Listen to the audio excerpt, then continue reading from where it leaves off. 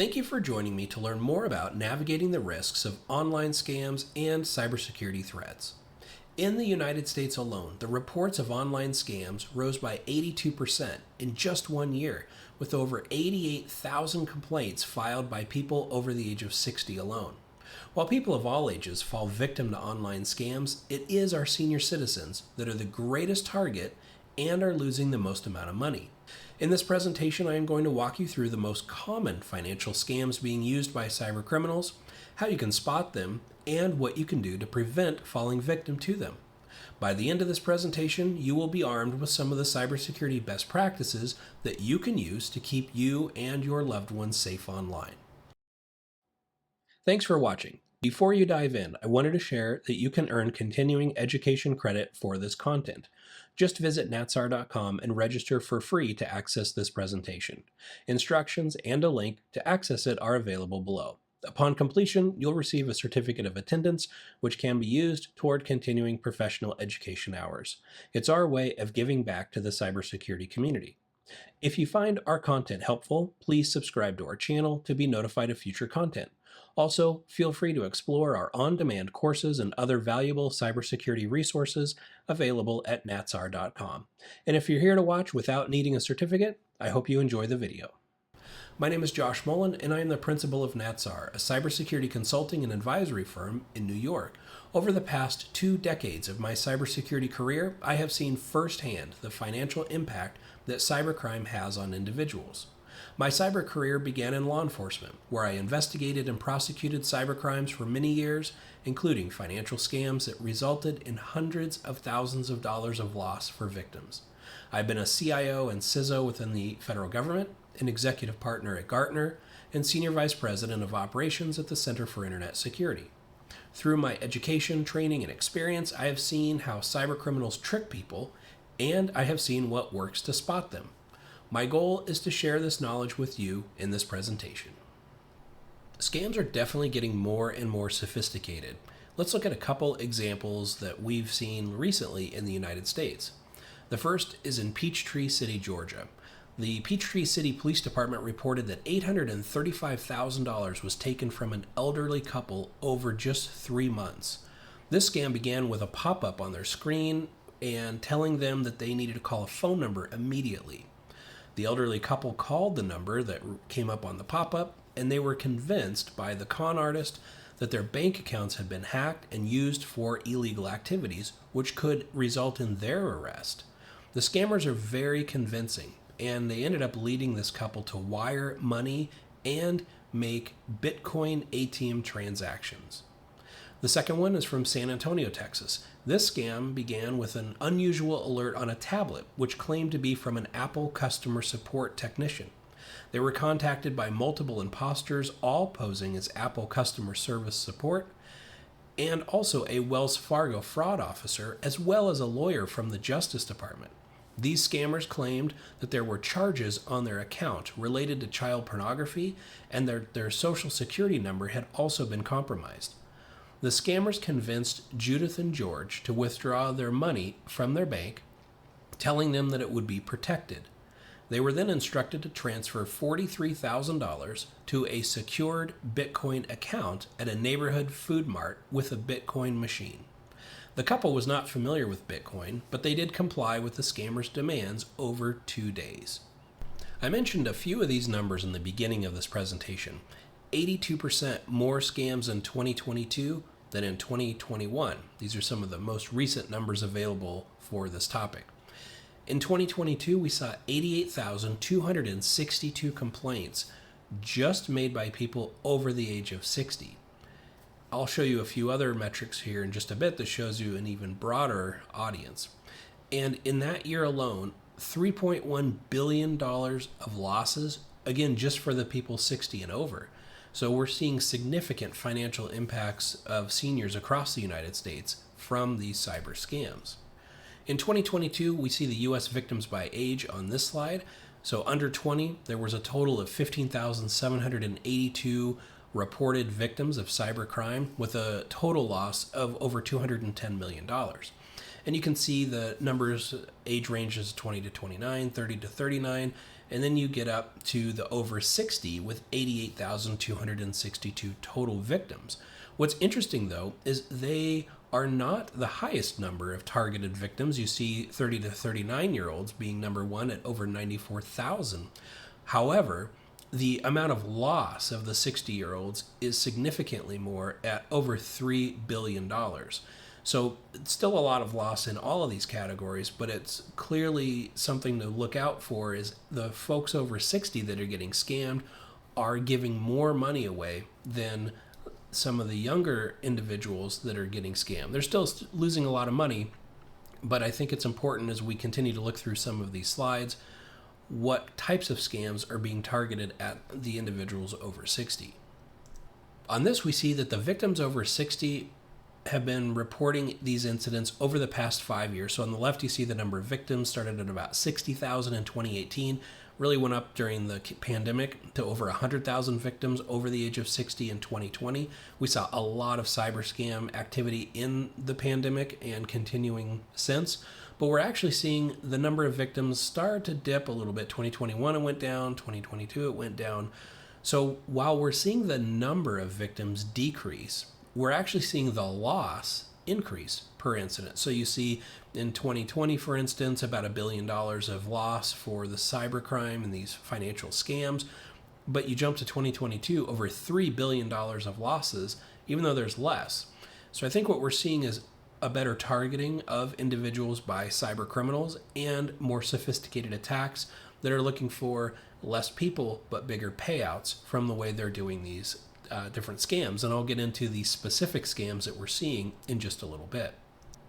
Here's some of the crime types that we see. And again, this slide is just for the victims over 60, but we see things like the tech support. You heard me mention both of those examples, the one out of Georgia and the one out of Texas, where one elderly couple got a pop-up on their screen, another one got a pop-up on their tablet telling them that they needed to contact tech support.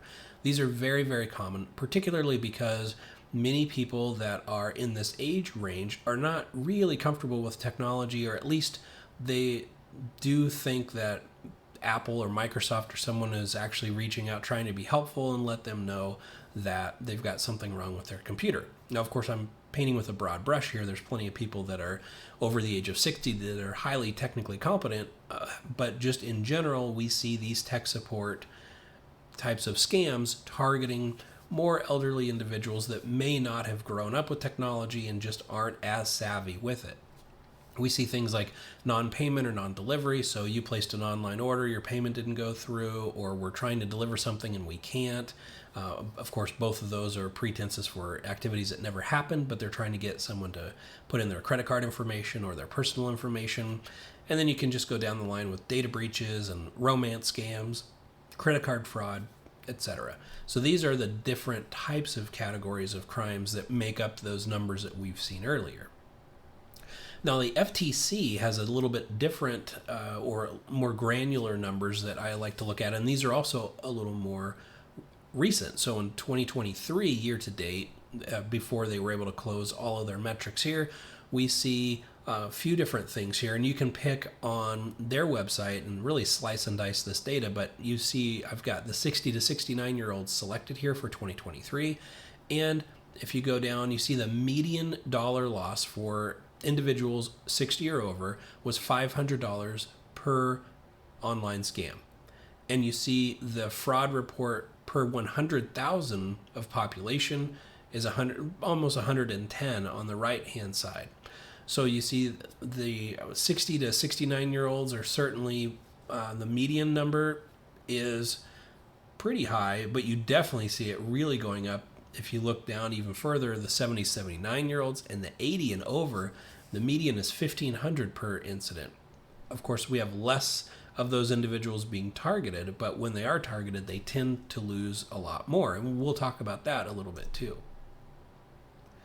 Fraud definitely affects every generation differently. So on the 60 to 69-year-olds, we see the number one loss report on the left is things like online shopping, business imposters. These are the types of scams The payment method, though, so the number one is online shopping scams for 60 to 69-year-olds. The payment method, the way they're getting scammed, number one is credit card. So they're being asked for their credit card information, and they are providing it to a online cyber criminal.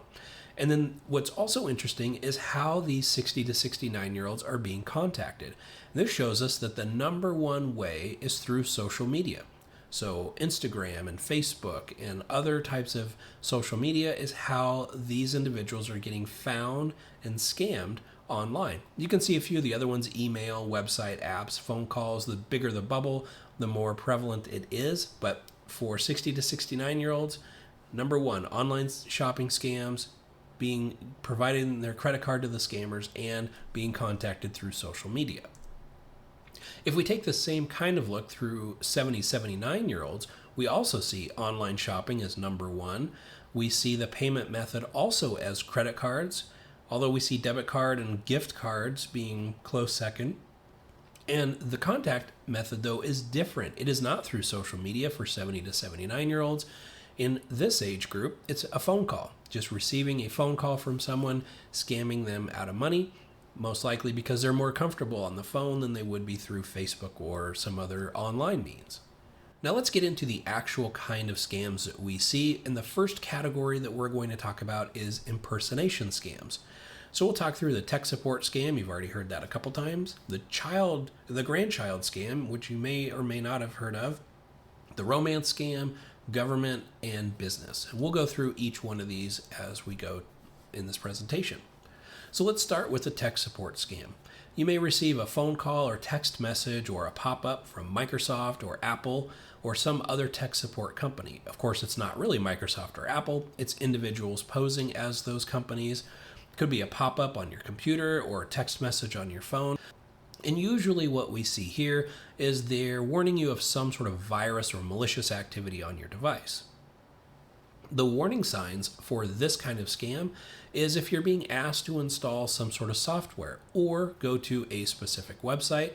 We're also seeing where they say, we found you've got some virus on your computer. If you just let us remotely access your computer and log in, then we'll be able to take care of it. A lot of people are used to their IT departments at work being able to remote into their systems, so they think, sure, I'll allow that. And you may even be able to see their activity, but you might not know what they're doing because they could be opening up a command line or something like that that you're not familiar with. In actuality, what they're doing is they're installing malware. They're not taking care of malware on your computer. They're actually putting it on there, and then that gives them remote access to your computer anytime they want. They can steal your personal information, your passwords, your bank account information, and so you will never get an email or a pop-up from Microsoft or from Apple just being very nice saying, we see something wrong with your computer, would you like us to fix it? So these are a big red flag, and also, as we've seen, they're very, very prevalent. The next one we'll look at is the grandchild scam. This is where criminals actually impersonate your grandchild or claim that your grandchild is in trouble. They'll ask you to send some money or wire large amounts of money to, quote unquote, save your grandchild. They'll also know your grandchild's real name and other information that helps bolster their claims. The way this works is they actually do what's called open source intelligence, or OSINT. They find out who you are, and then they find out who your family is through things like your Facebook connections or posts that you've made on Instagram or places you've been or things you have liked. And then they will get enough information about your family to be able to place a call and say that they are your grandchild, or that they know your grandchild is in jail or is in the hospital. And they can't come to the phone right now, but they know enough information, and they put such a sense of urgency behind it that you may feel compelled to provide them with money because that's what they're asking. We also see where it's not jail or the hospital, but that your grandchild has been kidnapped and they're being held for ransom when in fact it didn't actually happen. We're also seeing AI, which I'm going to talk about in a little bit, really make these more and more complex, because the advanced criminals are getting recordings of your family's voice, whether it's through a YouTube video or a Facebook post or the telephone because they called them and recorded enough of their voice to be able to do this.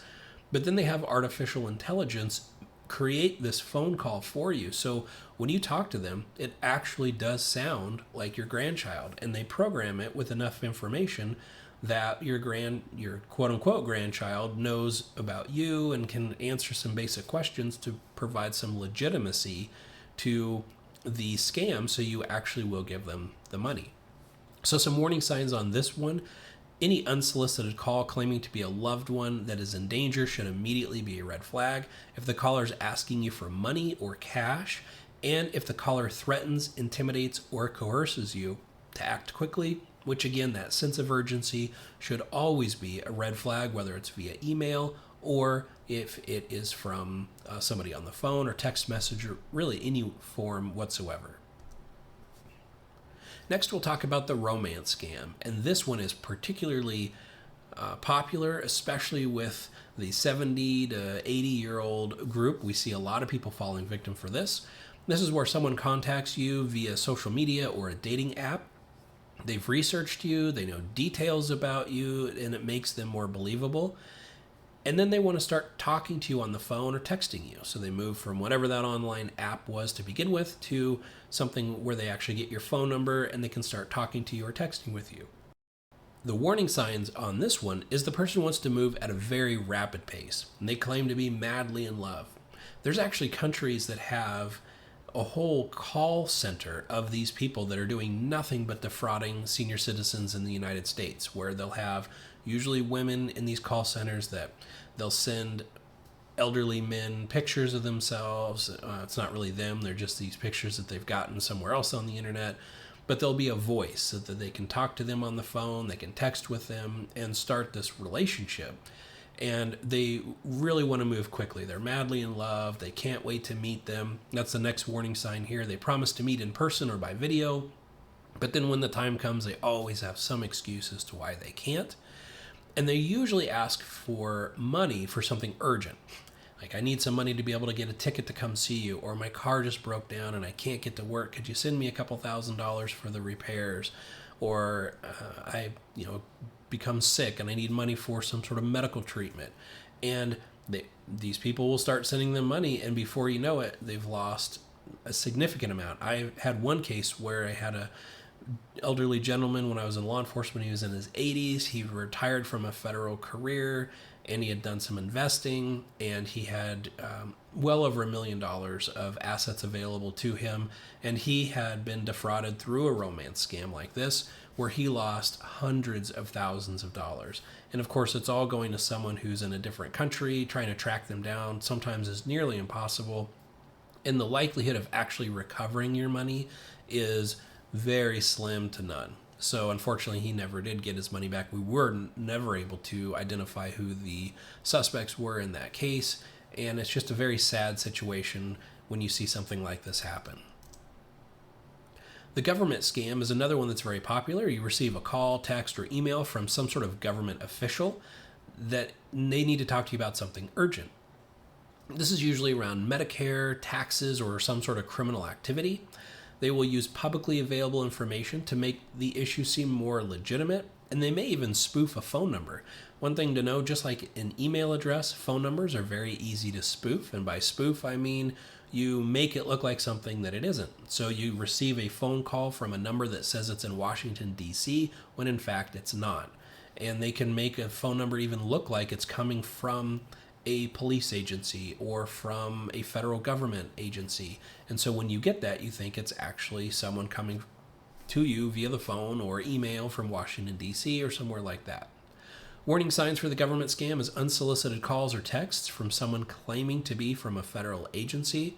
The caller is threatening. They ask you for your sensitive information like your social security number or a credit card number or your Medicare number. And they may also ask for cash or gift cards, and believe it or not, gift cards are very popular, and sometimes people will pay in gift cards even though they are claiming they're coming from the federal government. Of course, they're never going to ask you for any of this stuff over the phone, but you do have to just be aware that, especially anytime someone asks you for a gift card, that immediately should be considered fraud unless and until you prove otherwise. That's just something they really like because they're very difficult to trace, It's very easy for you to go out and get and send them gift cards. And then once they have the gift card, there's no other really form of or good way to trace it from a law enforcement perspective most of the time. So you just have to be really cautious with anything like that. And next, the business scam. So this is where you receive some sort of message, a call, text, an email, social media message from a business that you're familiar with. Maybe it's somebody that you've done business with in the past. They say there's some problem with your account or that you won something. Maybe you were put in for some sort of raffle that you didn't even know about, and you were lucky, you actually won. They may say, we're going to send you a link. We need you to click this link, put your name in and your address so we can send you whatever the prize is. So you go to the link, you sign in using your username and password for this business, but unfortunately, instead of it actually going to the business, because they have nothing to do with this, it goes to the cyber criminals, and now they have captured your username and your password, and they're able to then go into the real website using the credentials you just gave to them and log in as you and steal your money or do whatever that they want to do. Warning signs of the business scam is they ask you to pay something using cash. So sometimes they'll say, you've won a lot of money, but we just need you to cover shipping, or we need you to cover a transaction fee or something like that. And they may ask you, we just need you to confirm your social security number, your bank account number, or your credit card number. Once we have that information, we'll be happy to transfer your winnings over to you. Of course, none of this is coming from the actual business. It's someone just purporting to be from them. And because you do business with them, you think that it's legitimate and you go along with it. It's very easy to make it look like someone's coming from a business when they're actually not. And that's why a lot of people end up falling for these kinds of scams. Health insurance scams are very popular to be used against elderly individuals. So we see scammers claiming to be some sort of Medicare representative, and they will call their victims just to verify your Medicare number. This is a number that you definitely don't want to be giving out. So they'll say, hello, Mr. or Mrs. So-and-so. This is John Doe from Medicare, and it's open enrollment time, and we just need to verify your Medicare number. They might claim that they need some money from you, that in order to get you into the next year of Medicare, you owe $50 or something like that. Or you can just give them your credit card number or your bank account information and they'll withdraw that. Of course, they're going to take a lot more than $50, but they do those kinds of things, usually asking for small amounts to begin with to make it less likely that you're going to worry about it or really dig too much into it. And then they take far more than what they might have told you. And then, of course, the you've won scam. This is something that's been around for years and years and years, where you get an email from some prince somewhere that says they've got a lot of money to give to you because you have an inheritance, or you get a notification that you won the lottery even though you never ever played it. So just be very cautious of any of these things. Just like life, if the deal seems too good to be true, it most likely is. So if they reach out and say you've won a contest, the lottery, or a sweepstakes that you've never entered, you probably didn't win it. To receive the winnings, of course, they'll say you just need to pay some upfront fees or some taxes so we can make sure that you get your money. And then once you give them your financial information, just like all these other ones we've talked about, they take however much money that they can. Charity scams, we really see these anytime there's some sort of a disaster going on or something where people are already donating. So hurricanes, tornadoes, the different wars going on where people may say we're looking for money for Ukraine or for some other organization or for some location. So they pretend to be a real charity, and unfortunately they steal donations and personal information. There was a lot of this going on with website scraping, which I'm going to talk to you about in a few minutes, where individuals would send a link to say, we are the American Red Cross, here's a link, please donate for such and such disaster. They send you a link, you click the link, it goes to what looks like the American Red Cross website, you put in your information, you send some sort of donation, it never goes to the Red Cross, so it just goes to these cyber criminals that made themselves look like the Red Cross. And I'm going to teach you how to look out for those kinds of things. If you see some sort of charity reaching out, you may want to look at, especially if you're actually thinking about donating, look at things like the Charity Navigator, the Better Business Bureau, or Wise Giving Alliance, or some others, just to see if this charity even exists. Is it a true nonprofit? Does it file its taxes every year? Is it listed in one of these databases that you can actually trust? And again, these often surround disasters or major events. The American people are very generous when it comes to these things, even internationally. And so the cyber criminals know this, they prey on this, and there's billions of dollars every year lost to things like this, where they take advantage of the goodwill of people when some sort of disaster occurs. Home repair scams, not necessarily always online, but this is something that we see as well, where criminals either come to your house or they call you or email you, and they offer to fix a leaky roof or put in some new windows, maybe install solar panels for you. They may even show up after a severe weather event. And I lived in Texas for a while. We always had severe weather events, and it never failed. There would be people at the door telling us we needed a new roof, even though we didn't every time. And many times they were scammers. They were not legitimate companies. So a lot of times they pressure you to act quickly. They may ask you to pay in cash or maybe even offer to give you some sort of financing. And it happens all the time where people will give them some money and then they never see them again. So definitely a lot around the home repair scams, again, around storms particularly, but even without that, you will still see these kind of scammers going door to door. Investment scams is another one that we commonly see, where criminals will pose as some sort of prudent financial advisor, and they offer to you what seems to be a very lucrative investment. Again, back to what I said earlier, and you all probably know this very well, if it's too good to be true, it is.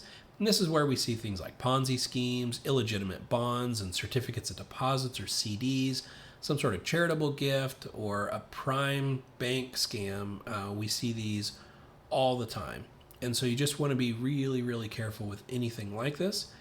And they always, of course, promise these high returns with little or no risk involved, if only that was true. So you want to be on the lookout for anything that just doesn't quite seem right. Again, always check these out with legitimate organizations, with a bank or a financial institution.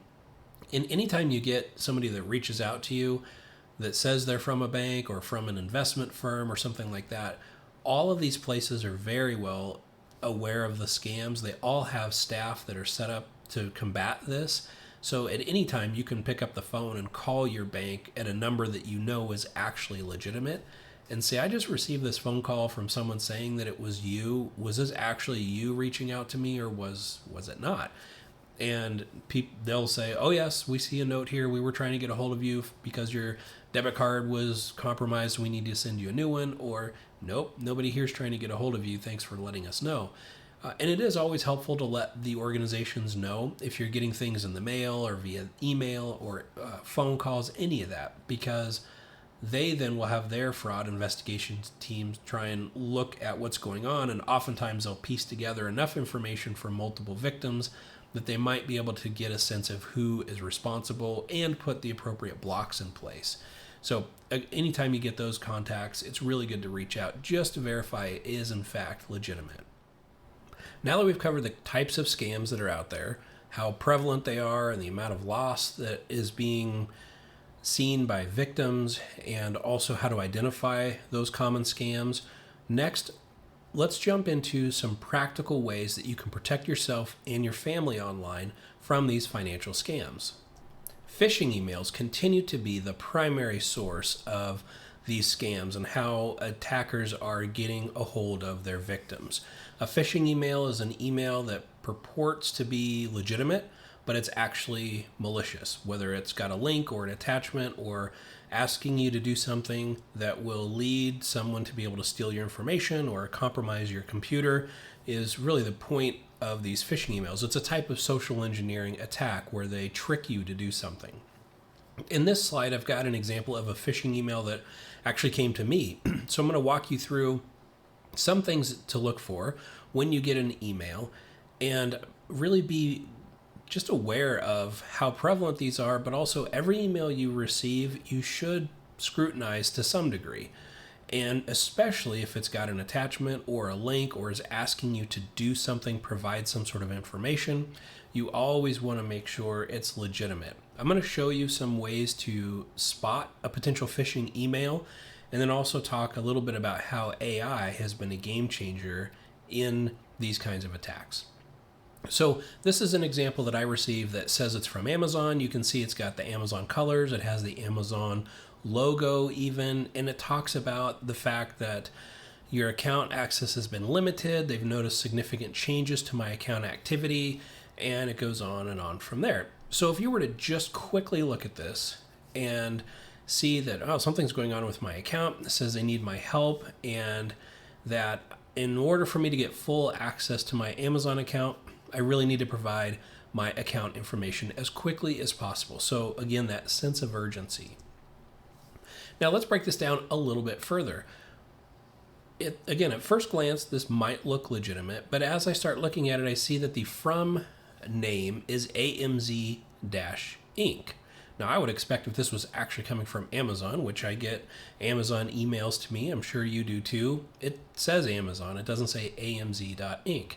Now, this name can be very easily faked. It could have said Amazon, but for whatever reason, the person that sent this email to me didn't do that. So that's one thing that immediately stood out to me as who this email was from.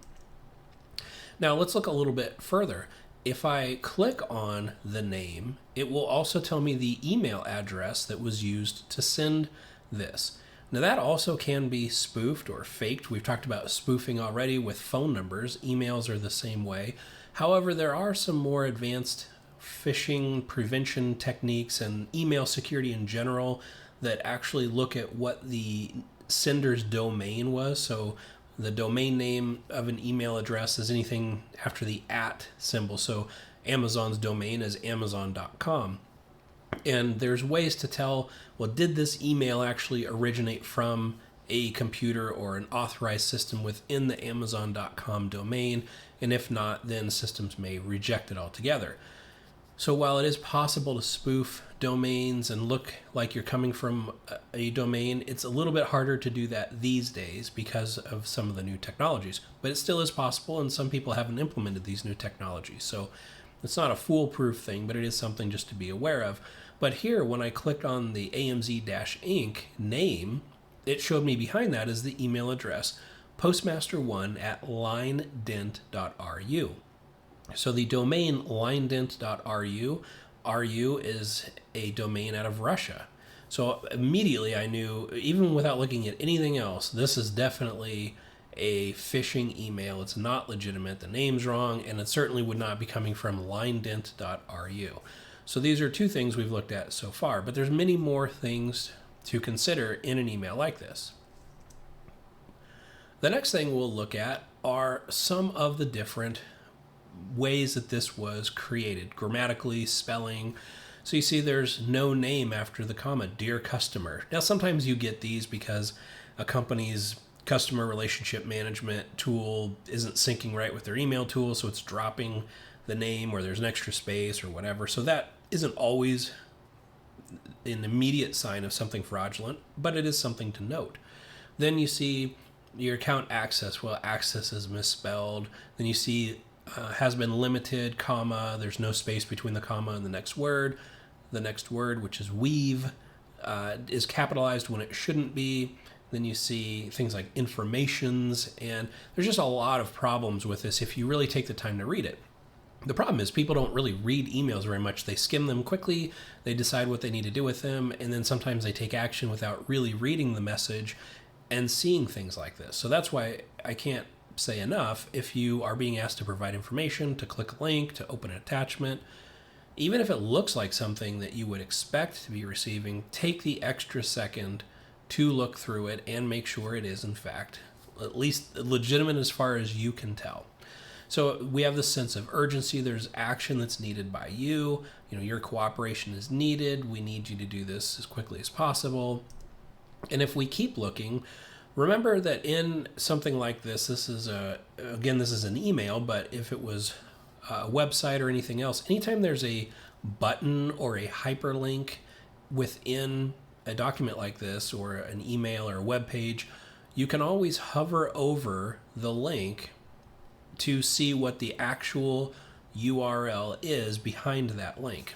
So this says confirm your account. That's what the button says. But when you press that, it has to go somewhere, and that's the URL link that I'm talking about.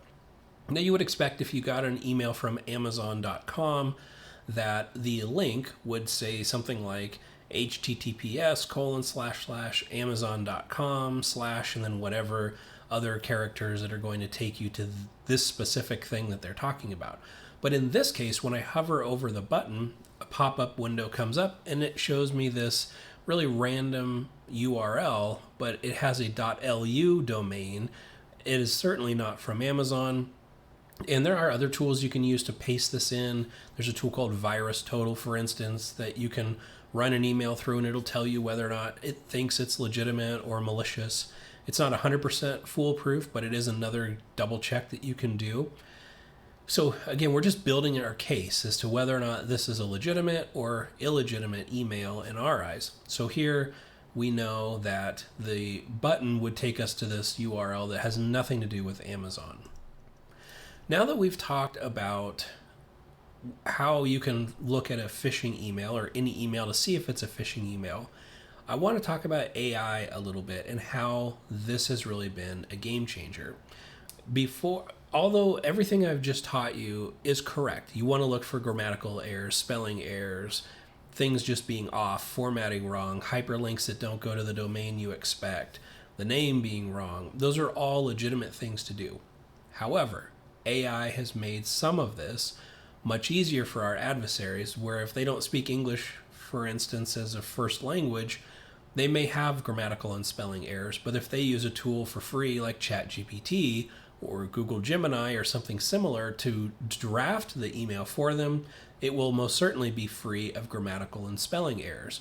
So that takes all of those things off the table potentially for a phishing email. So again, we still want to look for those things, but just know, like in the example I'm about to show you, you can have a phishing email that is perfectly formatted, everything's spelled correctly. And in fact, I'm even going to show you here in just a second how you could make it look so legitimate that it even has a logo on it. So let's look at this video real quick that I put together of creating a phishing email. So I put in the prompt for ChatGPT. You're teaching a webinar about financial scams and cybersecurity. Part of the webinar involves learning how to spot phishing emails.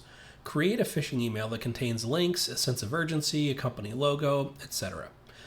And this is in real time, how fast that did this. So it talks to dear valued customer. It even gives me a subject line, urgent, immediate action required. Everything's spelled right. It's grammatically correct. And this looks like, what you need to do. Click this link, update your password, review your activity, act fast. So this is a legitimate looking email that somebody might send you. Now I asked ChatGPT to create me a logo that could go along with this, that I could put at the very top of this email. And this is, again, in real time, how fast ChatGPT was able to create for me a logo just like this that goes on top of the email. And it even tells me it's a wordless logo design for a financial institution.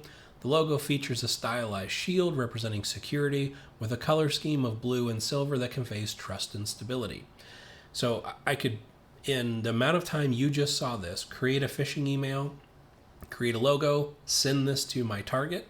Now I would, of course, have to have some server that when you click the link I put in there, that it would go to, so you would then enter your information, which that would take a little bit longer. But if you're already doing phishing emails, you've already got that part figured out. So now if you see this email that's well written, it's got a logo on it, it looks professional, especially if it's coming from an institution you do business with, and you click the link and that goes somewhere that looks legitimate, you're more apt to actually put in your information. So again, I just wanted to show that while all those traditional things to look for in phishing are still important, it doesn't necessarily mean that it's still not a phishing email if it is spelled right and grammatically correct, etc. The next thing I want to talk about is confirming the address bar of your website is where you want to go. So in this video I have here, when you go to a website, any website at all that you're going to be entering any kind of information, you want to make sure it's encrypted. So along the top address bar, you want to see HTTPS, the S standing for secure, and not just HTTP.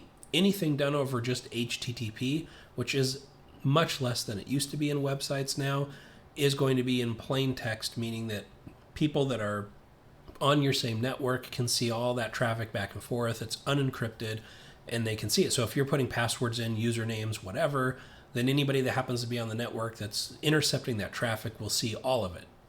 It's not just an encrypted channel where they couldn't make out things. So you do want to make sure that the site is secured with a certificate. I've got here on the video how you check that. And you do want to make sure that the certificate is issued to the domain that you're trying to go to. So there should be a match. If you're going to Amazon.com, the certificate should say it's been issued to Amazon.com. And that it's HTTPS, the certificate is correct, and it's going to the website that you think.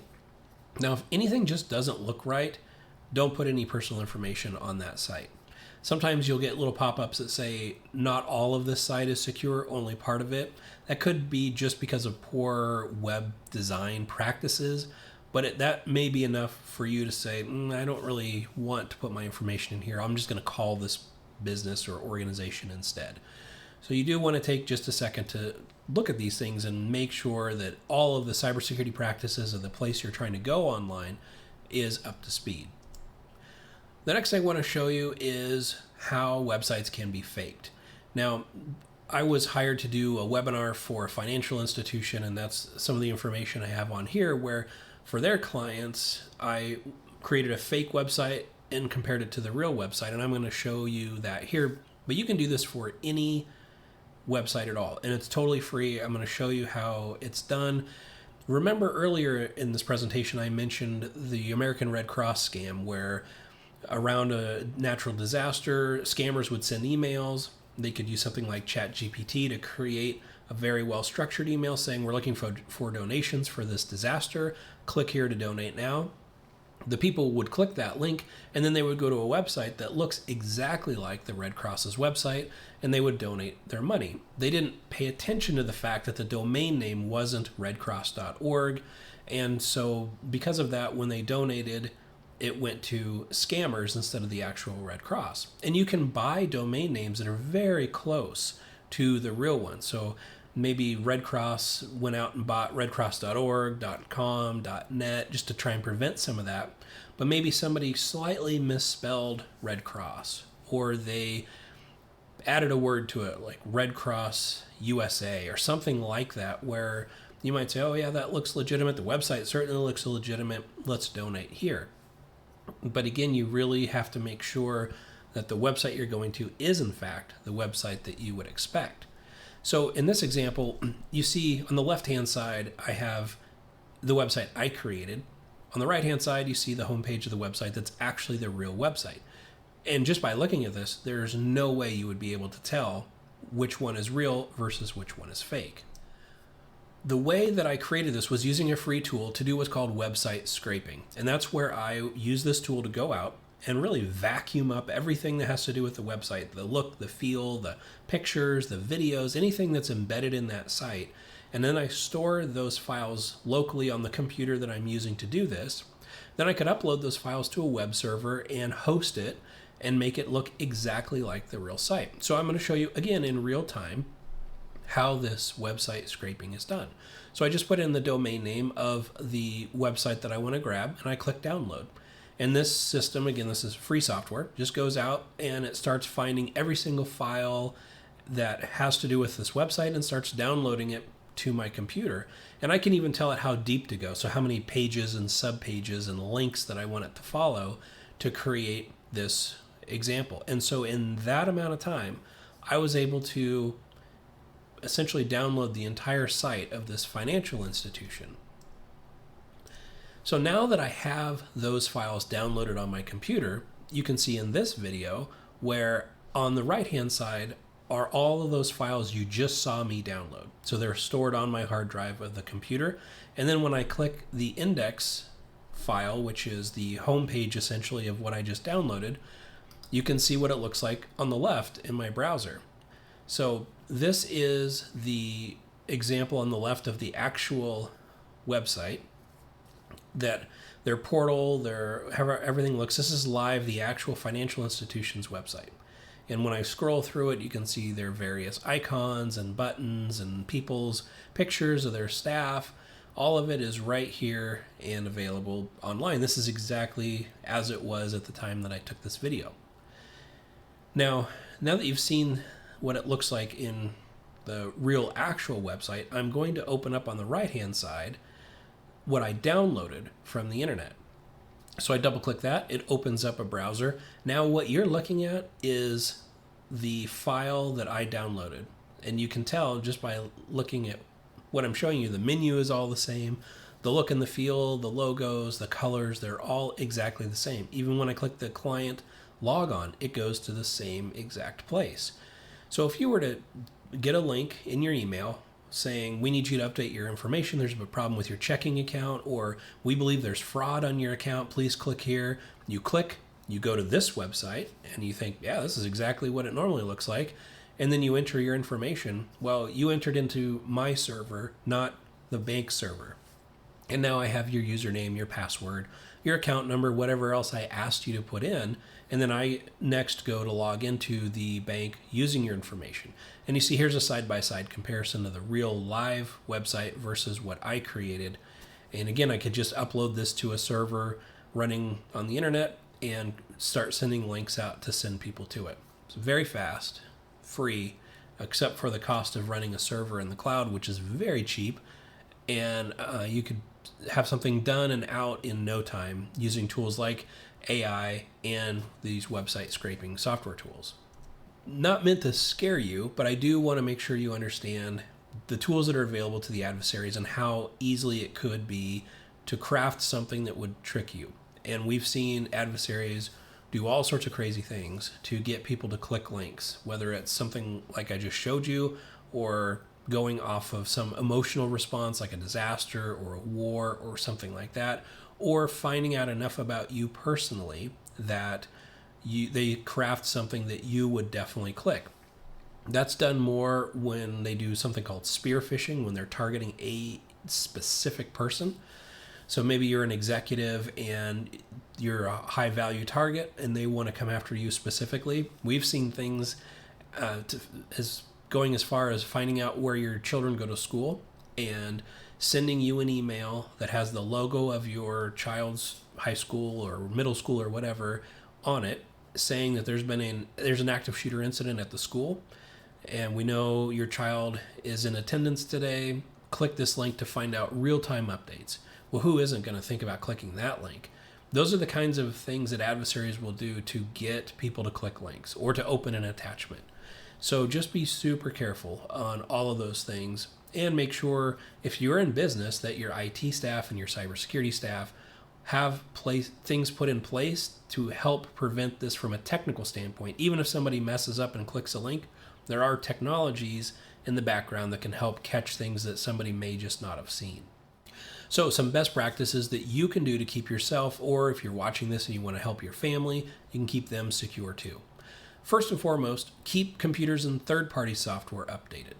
There's always updates coming out for computers, whether you're running a Windows PC or a Mac or some Linux system or something else.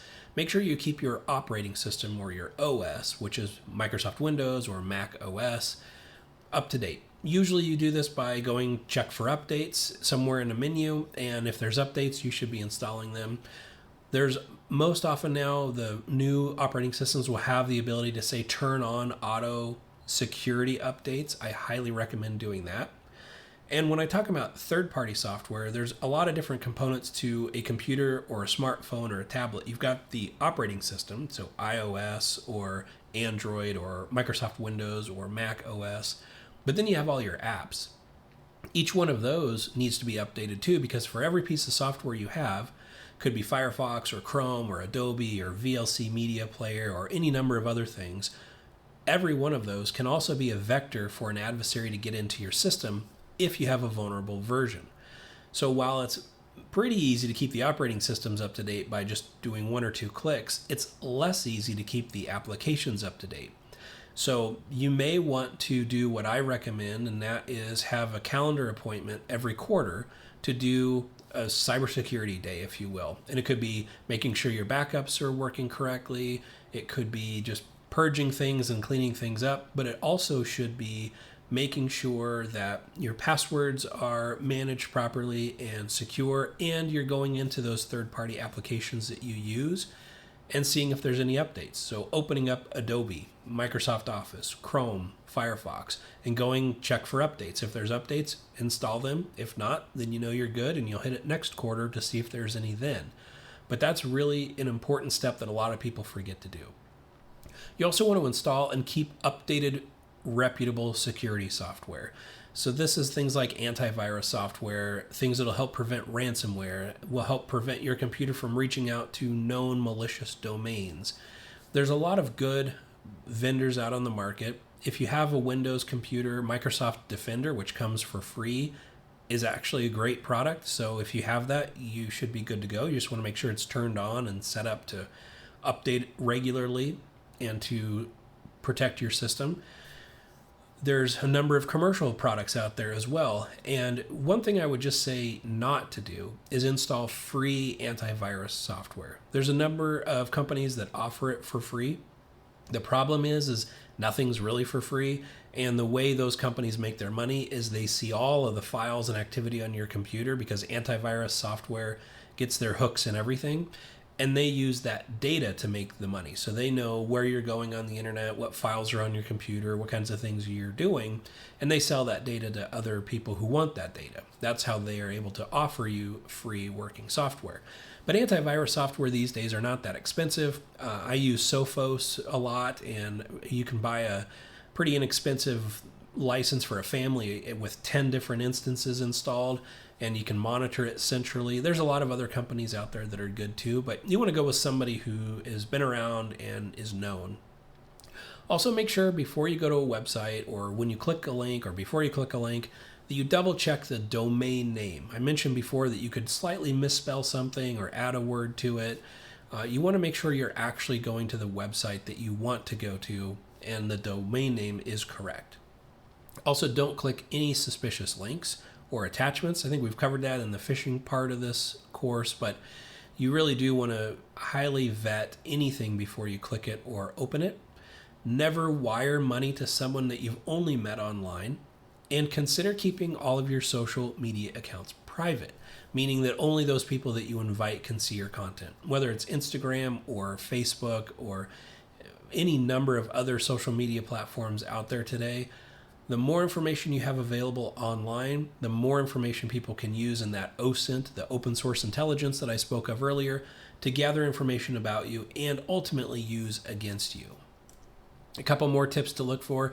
Be very cautious if you feel pressured or intimidated. If somebody's yelling at you on the phone or telling you you've got to do this right now, or else something horrible is going to happen, that should be a red flag to just stop, take a moment, figure out what's going on, even though it's exactly the opposite of what they're telling you to do, and really think about what you're being asked to do and what the situation is. When in doubt, check the legitimacy of any message you get by calling a known good phone number for the institution. Ignore unsolicited calls or emails that say that you've won something. Be very wary if you're ever asked to put money on a gift card. Never provide your personal information over the phone or via email. And remember, don't trust caller ID or phone numbers, because they can easily be spoofed with free software that's available. Let's switch gears a little bit to password management. And you see here where, my password, I've seen many times walked into offices or homes and people have sticky notes with their password written down on it. That's obviously not what we want to see happen. And you do want to make sure that you're using good, strong passwords and that you store them securely. And I know passwords can be a total pain, especially if you've got a lot of accounts like most people do. One thing as cybersecurity experts will tell you is please don't reuse the same password for multiple sites, because the problem is if you use the same password for your email as you use for your bank account, well, if I compromise your email and then I read your emails and I realize that you're a customer of US Bank, let's say, and I just try the same username and password I use for your email on US Bank, well, if it's the same, I'm now into your bank account. So you do want to have complex unique passwords for every site. Now you might say, well, how the heck am I going to remember all of these complex passwords? Well, that's a great question, and really the best practice there is to use what's called a password manager. The nice thing about a password manager is that you only really need to remember one password, and that's the password into your password manager, which you do want to make complex, not something that someone could easily guess, but you want to make it something that you, of course, remember. But once you get in there, then it stores all of your passwords for every website you go to. There's some great password managers available today. My favorite one right now is called Bitwarden, and I'll put a link down below to that one. But there's other ones out there. Google now has one too that's fine. Apple just came out with Apple Passwords recently. That's also great. You really just want to make sure it's a password management tool that, one, you'll use, and two, is on the devices that you use. So you want to make sure if you use a PC and a Mac and an iPhone or an Android that whatever tool you pick will go across all of them. Because the problem is if you're not using it consistently, then it ends up defeating the purpose really. So the password manager is a vault that keeps your usernames and passwords for all of your various websites. The great thing about it is you can use this to store things. So if you go to a website and you log in, it'll prompt you to say, do you want me to keep this for you? And you say yes, and that puts it in the vault. And the other nice thing, which I'll show you in a minute, is you can generate these random and complex passwords that no one would ever be able to guess or even do what's called a brute force attack, where they try and crack it with dictionaries and other tools to get into your accounts because it's long and super complex and it doesn't have standard words in it. It makes it virtually impossible to crack. Now, the problem is if somebody finds your password, well, then that doesn't matter. But again, that's why the password management is such a great tool. In fact, for me, I've got hundreds of online accounts for all sorts of various things. I don't know my password to any of them. I use a password manager that I'm able to put in my one complex password to get into, and then I just copy the password out for whatever site I'm trying to go to and paste it in. And if you were to ask me what my password is, I have no idea. I'd have to look it up in the vault. But the nice thing is I never have to worry about them getting breached or reused. Every site has a different password, so I don't have to worry about reuse like that. And you can just generate these by clicking a button that I'll show you in a second. One other thing I'll just throw out there is most of the browsers today, like Chrome and Firefox and others, will offer to save your usernames and your password. So if you enter your username and your password in the browser and Chrome pops up and says, would you like me to store this? It's handy to say yes, but I would say that's less secure than using a separate password manager because there are a lot of vulnerabilities with browsers and with just systems in general. And if your computer is hacked, and it comes through your browser, or it's on your computer, some adversary has control of your computer, it's a little easier to get those credentials out of a browser than it is out of a locked password vault. So that's my least favorite way to do it, is by storing them in a browser. But I would still say that's better than certainly writing them down or using the same password everywhere. So you just have to figure out risk versus convenience. But any password management tool is better than none. So if you practice those best practices with using a different password for every site and storing it somewhere that's secure, then you're well on your way. This is just an example of Bitwarden's way you can generate a password. You can see here it's a long, complex password with upper and lower characters, numbers, and special characters as well. And I just click a button and say generate a password. It comes up with a super random thing that no one would be able to crack. I can copy it, paste it into a website, and say this is my password that I want to use when I create a new account. And Bitwarden will automatically save it in the vault for me, and then I don't have to remember it. So you don't have to use Bitwarden, of course. That's just the one I'm most familiar with, but there are lots of options out there for password management tools.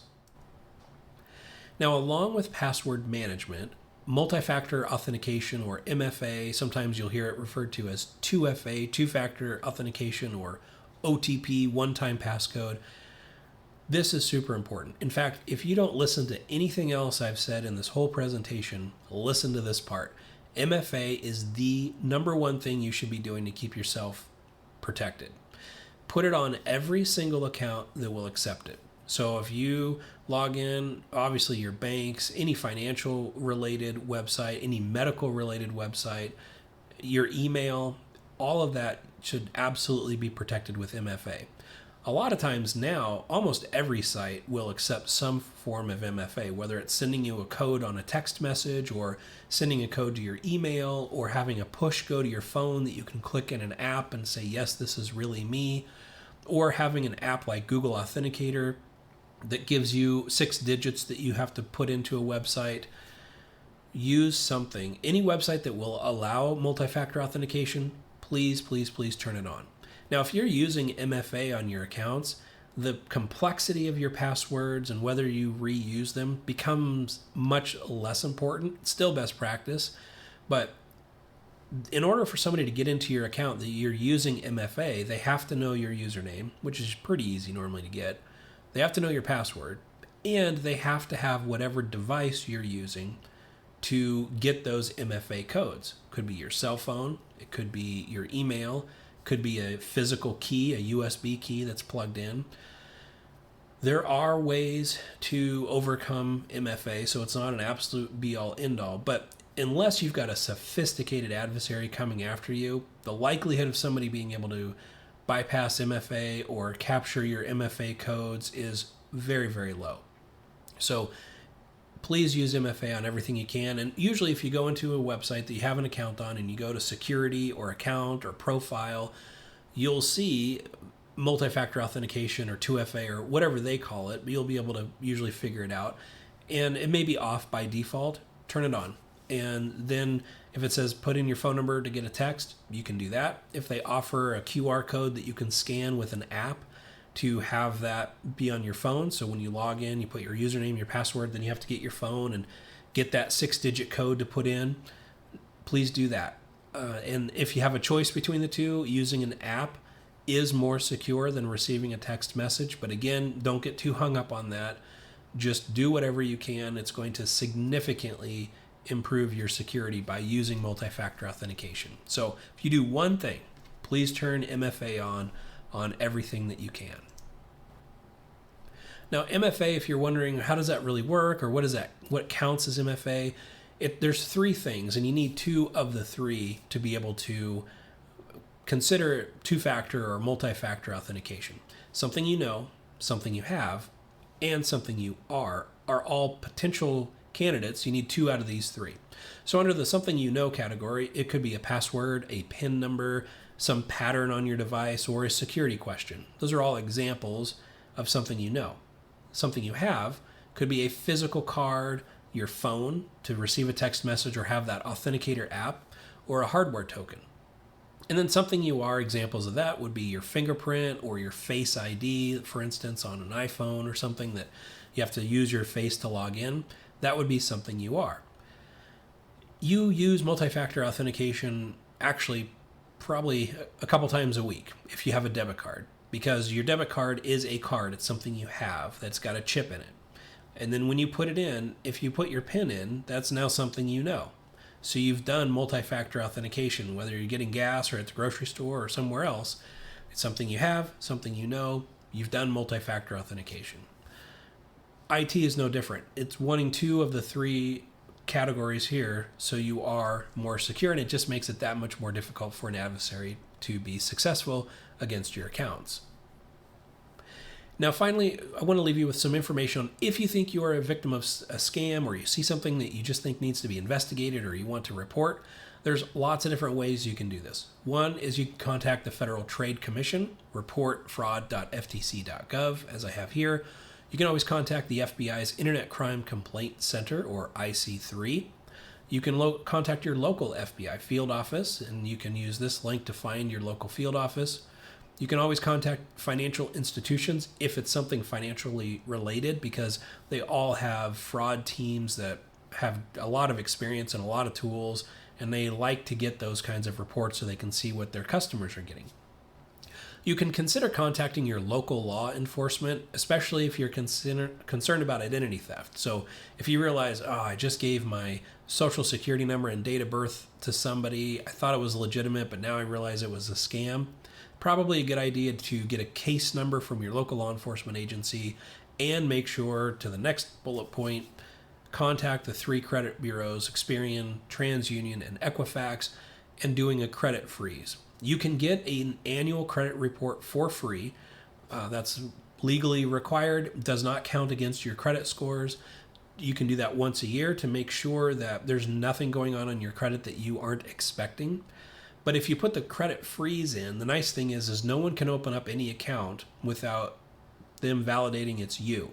So if you do realize, I just got a notification that you were involved in a credit breach, which seems to happen like once a month now, or you realize you did give your information away, definitely do the credit freeze. And you can contact local law enforcement if it's something that you did that isn't otherwise reported. It's not like you received a breach notification. But if you realize, I just gave away my information, law enforcement is probably not going to have the resources to investigate it, especially if it's something that was online. However, if you do get that case number and later you are a victim of identity theft, it can help you resolve issues with your banks, etc. So identity theft's super messy. Probably lots of you have been through it before, unfortunately. But the more you can do on the front end, like credit freezes, the better off that you'll be. A few other resources just for your information. Again, FTC has some great information when it comes to scams and financial crimes. Consumer.ftc.gov. Connect Safely is another nonprofit organization that has some great information.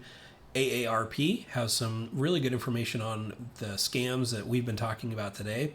And also the National Council on Aging has some good information that you might want to look at too. We covered a lot of material, including the scope of the online financial scam problem, to how people are falling victim to scams, and finally what you can do to keep you and your family safe online. I hope you found this helpful, and if you have a question or a comment, please leave it below and I will do my best to respond. Please also subscribe to our newsletter and YouTube channel to be notified of future content, and I encourage you to check out Natsar.com for information on our other offerings. If you're interested in working with Natsar, please contact me using the information on the screen or go to our website at natsar.com. Thank you.